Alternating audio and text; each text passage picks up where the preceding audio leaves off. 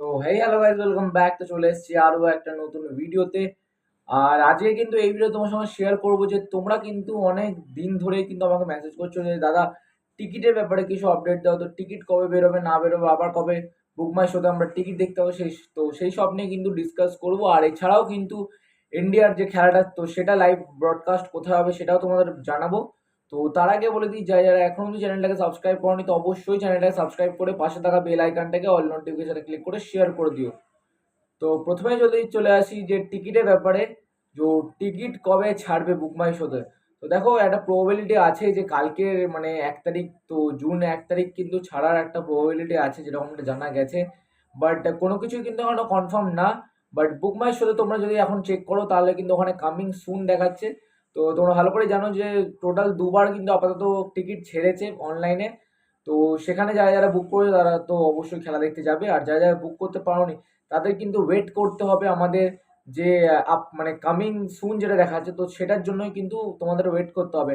আশা করছি কালকের বা পরশুর মধ্যে কিন্তু আবার টিকিট ছাড়লেও ছাড়তে পারে। বাট তোমাদের কিন্তু আমি বারবার করে বলছি, কমিউনিটি পোস্টটা কিন্তু ফলো করে রেখো। যখনই টিকিটে আপডেট পাবো তখনই কিন্তু কমিউনিটি পোস্ট আমি কিন্তু পোস্ট করে দেবো। বাট এইটুকুনি প্রবাবিলিটি আছে যে কালকের বা পরশুর মধ্যে কিন্তু টিকিট ছাড়তে পারে, মানে ছাড়লেও ছাড়তে পারে। বাট এখনো কিন্তু কনফার্ম না।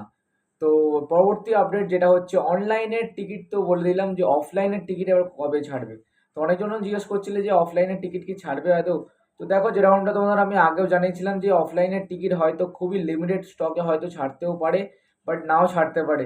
বাট এখনো কিন্তু টিকিট নিয়ে কোনো রকমের কিন্তু প্রপার হবে কিন্তু কোনো রকমের আপডেট তোমাদের দিতে পারছি না, কেন কিনা কোনো রকমের কিন্তু কনফার্ম তোমাদের জানাতে পারছি না। কেন কিনা সোশ্যাল মিডিয়াতে বা বলো যেখানে তোমরা নিউজ পাও সেখান থেকে, মানে সেখান সোশ্যাল মিডিয়া থেকে কিন্তু কোনো রকমের নিউজ এখনো অব্দি টিকিটের ব্যাপারে কোনো কিছু বলা হয়নি। তো তোমাদের ওয়েট করা ছাড়া আর কিছুই নেই। তো টিকিটের জন্য যারা যারা অপেক্ষা করছে তারা কিন্তু অপেক্ষাই করতে হবে আপাতত, আর আপডেট পাওয়ার জন্য।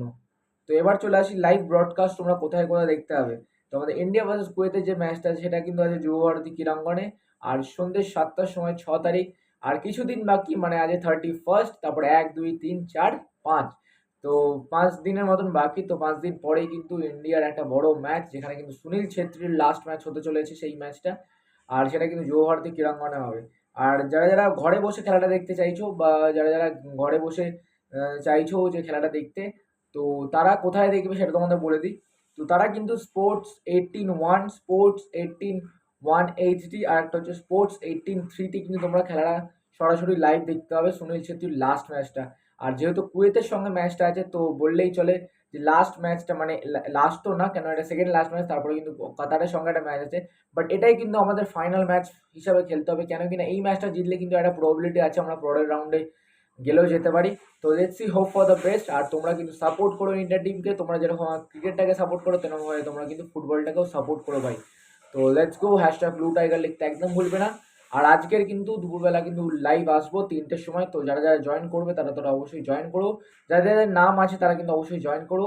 আর এটাও বলে দিই যে রাউন্ড 3 আর ফাইনাল রাউন্ডটা কিন্তু আজকে শেষ করে দেবো, কেন কিনা তোমরা জানো যে অনেকদিন ধরেই কিন্তু রাউন্ড যেটা কমপ্লিট করা হয়নি। তো টিকিট কীভাবে, তো একজন কিন্তু লাকি উইনার কিন্তু টিকিটটা পাবে।